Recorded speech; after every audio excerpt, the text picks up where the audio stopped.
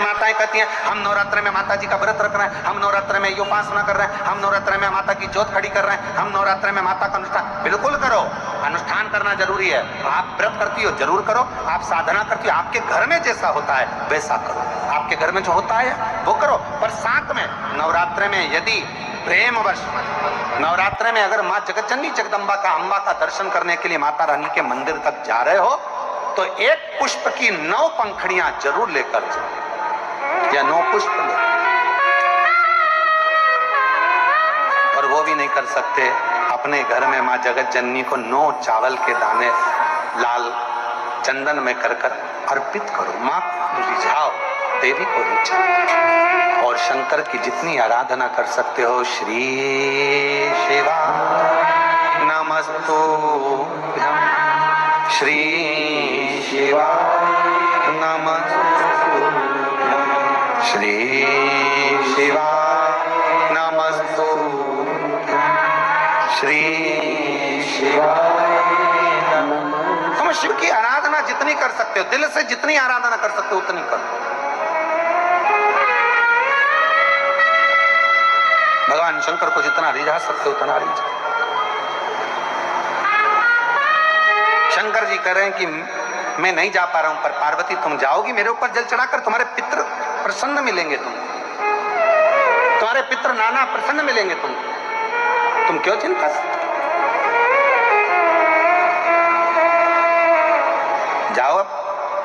पार्वती जी ने शिव जी का सुंदर जल चढ़ाकर अभिषेक किया, स्नान कराया, भगवान शंकर को शिवलिंग पर जल समर्पित करा और जल चढ़ाकर आज पार्वती जी पितृलोक में पहुंची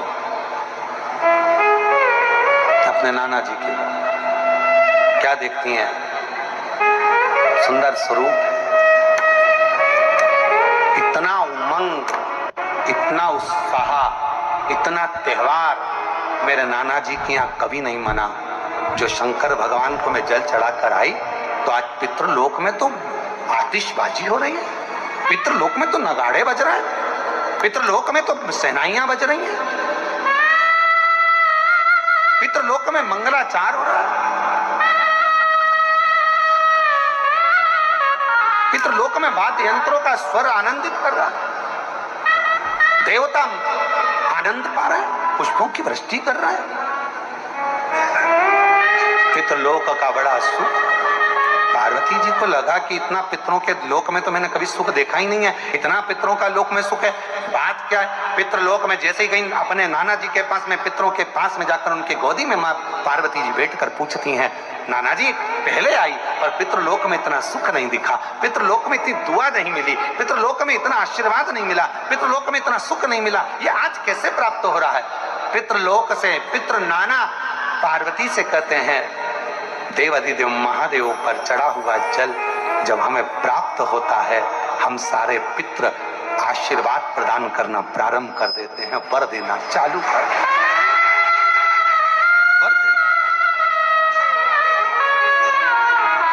और मेरे भोले तेरा सहारा है, मेरे भोले तेरा सहारा है, मेरी नैया का तू किनारा, मेरी नैया का तू किनारा।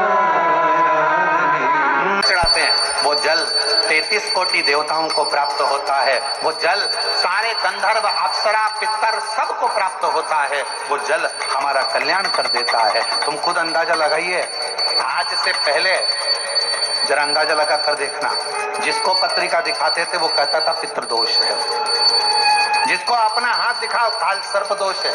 जिस दिन से आपने भगवान शंकर को जल चढ़ाना प्रारंभ कर दिया, 1 साल 2 साल 6 महीना 8 महीना 5 महीना शिव जी को जब से जल चढ़ाना प्रारंभ करा, तब से आपको खुद महसूस हुआ होगा कि अब मेरे ऊपर पितृ दोष नहीं, काल सर्प दोष नहीं, क्योंकि मेरे शंकर भगवान ने सारे दोष मिटाकर मेरा कल्याण कर दिया। मेरे को प्रकार भगवान को रिझाने का तरीका देखते। अब कई लोग कहते हैं ये गुड़ से क्या होता है, ये मूंग से क्या होता है, ये धने से क्या होता है, चावल से क्या होता है, बेलपत्र से क्या होता है। अरे भाई, समर्पित करोगे पाओगे तो जानोगे ना। और हमने पहले भी कहा, आज फिर कह रहे, शिव मंदिर में चढ़ी हुई बेलपत्र आप अगर उठाकर ला रहे हो, निर्माल्य उठाकर ला रहे हो, तो शंकर भगवान से बेलपत्र लाते समय आपको उठाने से पहले शिव जी के सामने हाथ जोड़कर, हाथ पसार कर कहना पड़ेगा, बाबा मुझे ये रोग है, इस रोग के लिए मुझे औषधि के रूप में आप बेलपत्र दे दीजिए। हम ये नहीं जानते, क्योंकि शिव महापुराण में लिखा है कि नर्मदेश्वर महादेव पर चढ़ा हुआ सामग्री निर्माल्य प्रसाद पा सकते हो, बाकी के शिवलिंग पर चढ़ा हुआ का भाग तो जो वैरागी होते हैं, त्यागी होते हैं, संत होते हैं, साधु होते हैं, उनके लिए होता है।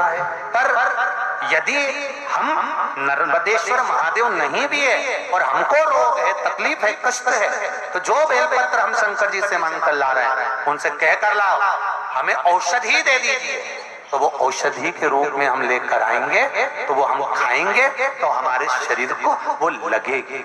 हम ये नहीं कह रहे कि आप किसी का लेकर आओ या नर्मदेश्वर को ढूंढो फिर उसका शिवलिंग लेकर आओ, कहाँ ढूंढोगे? आप तो औषधि मांग कर लाई, औषधि मांग कर लाई,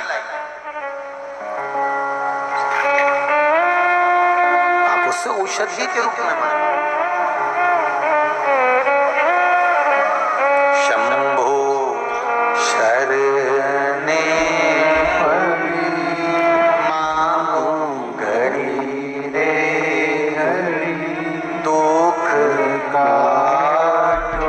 भस्मी रमाने वाला, जटाजूट बांधने वाला, एकांत का वास करने वाला, ऐसा पति मिलेगा। तो देवऋषि नारद से कहा हम इसका विवाह नहीं करेंगे, हम इसको घर में रखेंगे। तब नारद जी ने कहा बेटी के भाग्य में सुख लिखा होगा तो सुख मिलेगा और दुख लिखा होगा तो दुख मिलेगा। तुम करोड़ों का वैभव देखकर भी दे दोगे, किस्मत में लिखा होगा तो ही तो भोग पाएगी ना, किस्मत में नहीं होगा तो भोगेगी क्या?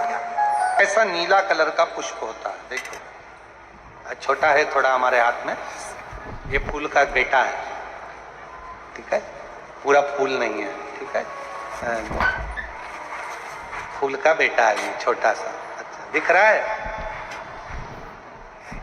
काय आस्था वालों दिखाओ तो सही, दिखाओ जरा बाजू में, और थोड़ा सा पास कर दो तो सबको नजर आ जाएगा, ठीक क्या? शंख पुष्पी, आपारिजात भी बोला जाता है, ठीक है। हर हर विराजो विराजो। तो एक पुष्प अपन कहते हैं हमारे भगवान देवादिदेव महादेव को, भगवान शंकर को बड़ा प्रिय है ये पुष्प। अब किसी से पूछा जाए, आप कह रहे हो कि शंकर भगवान को ये नीला फूल, ये शंख पुष्पी भगवान शिव को इतनी प्रिय क्यों है, भगवान शंकर को इतनी प्रियता क्यों है, कोई से पूछे तो वो बताए चाहे ना बताए, पर शिव महापुराण का संवाद करे। कंठ में स्वयं मां जगत जननी ने 10 विद्या में से एक मां को याद किया, और मां तारा का एक स्वरूप मां सरस्वती के रूप में विराजमान हो गया। कंठ में रहने से विष की तपन के कारण, कंठ में रहने से विष की तपन के कारण उनका स्वरूप नीला पड़ गया। और जब उनका स्वरूप नीला पड़ गया तो भगवान देवादिदेव महादेव ने कहा, सुनो पार्वती, संसार के लोग, भूमंडल में रहने वाला यदि कोई भी मानव जिसकी विवेकता, बुद्धि, विचार, सोच, ज्ञान थोड़ा सा भी अगर उसमें कम है, तो वो नील सरस्वती का यदि आवाहन करे, मां नील सरस्वती स्तोत्र का पाठ करे, मां नील सरस्वती की स्मरण करे, तो उसकी विवेक, उसकी बुद्धि तीव्र होती है, श्रेष्ठ।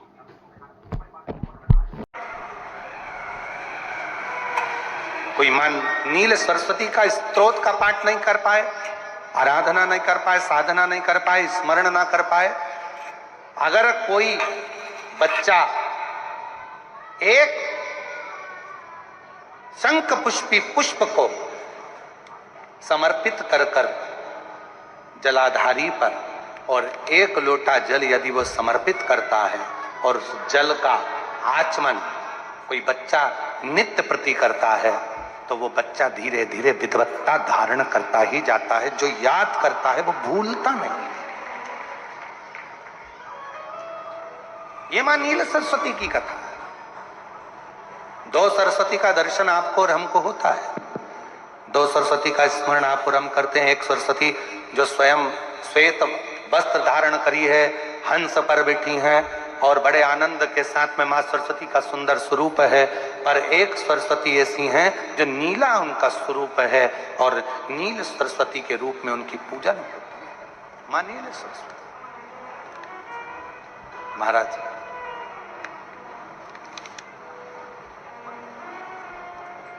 जैसे कोई कोई बच्चे ऐसे होते हैं कि जन्म लेने के बाद में उनकी राल टपकती रहती है, विद्वान नहीं हो पाते, पलंग पर पड़े रहते हैं, पांव हाथ काम नहीं करते हैं और डॉक्टरों का इलाज चलता रहता है पर वो रिटर्न नहीं आ रहा है। ये इनको बढ़ाओ ना। बच्चों की मुख से राल टपकती रहती है, विद्वत्ता नहीं रहती, माइंड थोड़ा सा कमजोर होता है और शरीर भी उनका थोड़ा शिथिल रहता है। शरीर तो कई लोग कह देते हैं कि ये बच्चा थोड़ा जल्दी जन्म ले लिया इसलिए ऐसा हो गया, प्रीमेच्योर हो गया, ऐसा हो गया, वैसा हो गया। दवाइयाँ भी चलती हैं, इलाज भी चलता है पर उसका कोई लाभ नहीं मिल पाता और वो बच्चा पलंग पर पड़ा रहता है, राल टपकती रहती है, बुद्धि काम नहीं करती। छोटे छोटे भले वो 20 साल का हो गया पर 8-10 साल के बच्चों जैसी उसमें विवेकता होती है, बुद्धि होती है। मेरा निवेदन है उन माताओं से, थोड़ी मेहनत आपको करना पड़ेगी, थोड़ी मेहनत आपको करना पड़ेगी उस बच्चे के। अष्टमी, नवमी और चतुर्दशी 3 तिथियां पकड़ कर रखना। कौन कौन सी? जम के बोलो। अष्टमी, नवमी, चतुर्दशी। ये 3 तिथियां ऐसी हैं, चतुर्दशी अमावस्या की भी और चतुर्दशी पूर्णिमा की। अष्टमी नवमी अमावस्या की भी और अष्टमी नवमी पूर्णिमा की। ये वो तिथियां हैं जिन तिथियों में मां नील सरस्वती का स्तोत्र का पाठ कर कर एक शंख पुष्पी पुष्प, एक अपरिजात का पुष्प जलाधारी पर रखकर 7 बार अगर जल का पात्र से जल चढ़ाया जाए और उसी जल को कटोरी में झेल लिया जाए, उस जल को 3 दिन तक लगातार यदि सुबह दोपहर शाम रोज उस बच्चे को देना चालू करिए, उसके हाथ पैर भी काम करना प्रारंभ करेंगे, उसकी बुद्धि भी काम करना प्रारंभ करेगी।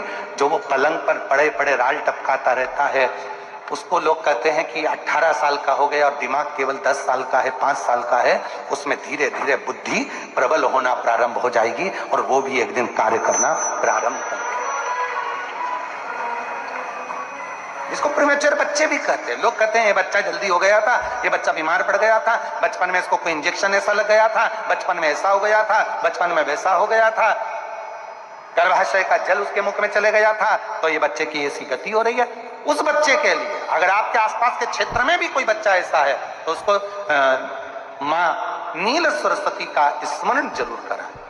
और अगर आप लोगों के पास में मां नील सरस्वती का स्तोत्र का पाठ ना मिले तो प्रयास करिएगा, मोबाइल पर सर्च कर मां नील सरस्वती का स्तोत्र भी निकाल सकते हो। बाजार में से गीता प्रेस गोरखपुर की किताब में भी ला सकते हो, पढ़ भी सकते हो, घर में उसका स्तोत्र का पाठ भी कर सकते हो। मां नील सरस्वती स्तोत्र का स्मरण और बड़े भावों के साथ करें स्मरण।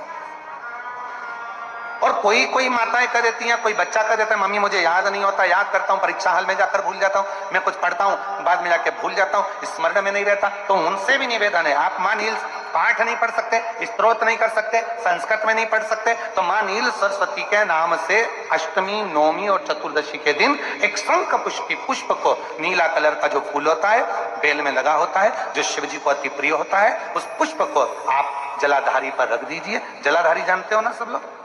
शिवलिंग पर नहीं, जलाधारी पर रख दीजिए और जल चढ़ाना 7 बार प्रारंभ करिए। बाबा देव अधिगम महादेव आपको याददाश्तता में प्रवर करेगा। परीक्षा हॉल में जितना तुम याद कर कर गए हो, अच्छी मेहनत कर कर गए हो,